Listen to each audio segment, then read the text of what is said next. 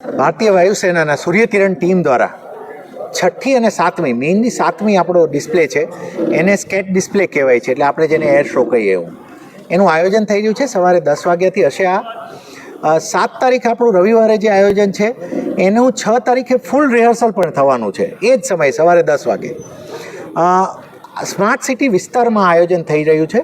અને અટલ સરોવરની આજુબાજુનો, અટલ સરોવર અંદર નહીં પણ એની આજુબાજુનો વિસ્તાર જે આખા અમારા રોડ્સ છે એને અમે વ્યુઇંગ એરિયામાં કન્વર્ટ કરવાના છીએ, જ્યાં લોકો આવી શકશે અને ત્યાંથી વ્યૂ આખો ડિસ્પ્લે થઈ શકશે. આપને જણાવીએ કે અમારા તરફથી એરફોર્સ સાથે તમામ સંકલન પણ થઈ ચૂક્યું છે અને 2-3 આકર્ષણો વધ્યા છે, જે સારી વાત આપણી માટે છે કે એરફોર્સની બેન્ડ પણ અહીંયા પરફોર્મ કરવાની છે આ સમયે. અને બહુ રેરલી આ બેન્ડ આ રીતે પબ્લિક ડિસ્પ્લે કરતી હોય છે. પ્લસ ગરુડ કમાન્ડોના ને એના જે વેપન્સ હોય એનો ડિસ્પ્લે પણ 6 અને 7 તારીખ 2 દિવસ આયોજન થવાનો છે. તો એનું પણ બધા નાગરિકોને અમે આમંત્રિત કરીએ છીએ કે અહીંયાના અટલ સરોવરનું જે અમારું પાર્કિંગ એરિયા છે ત્યાં ડિસ્પ્લે થશે, જે 6 તારીખે શરૂ થઈ અને 7ની રાત્રે એન્ડ થશે. તો એમાં પણ આ ડિસ્પ્લે સિવાયના જે સ્કેટ ડિસ્પ્લે સિવાયના સ્ટેટિક ડિસ્પ્લે એને જે કહેવાય છે એ સમયમાં પણ લોકો હાજર રહી શકશે. અન્ય હજી થોડા આકર્ષણો પણ લાઇનઅપ થઈ રહ્યા છે.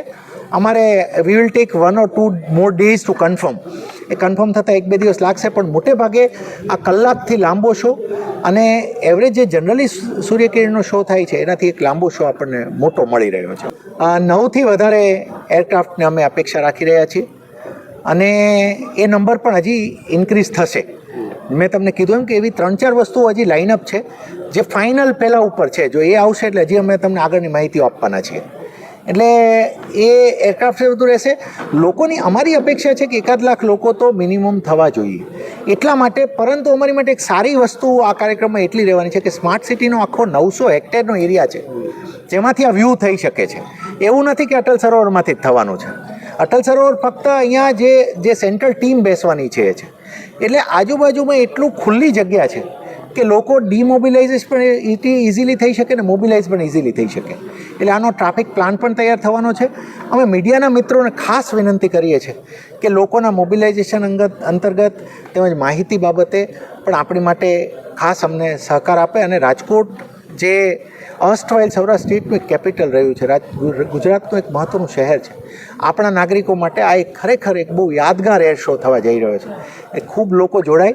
અને એક બીજી વિનંતી હતી કે જેમના નાના બાળકો હોય એ જો બને તો 6 તારીખે નાના બાળકો હોય, કોઈ દિવ્યાંગજન હોય, એમને જોવું હોય તો દે શુડ પ્રિફર 6th, કેમ કે ત્યારે થોડા ઓછા લોકો હશે અને થશે એ ડિસ્પ્લે રિહર્સલ જ હશે, પણ એ રિહર્સલ ઘણું ફૂલ જ રિહર્સલ હશે જે સાથે હશે.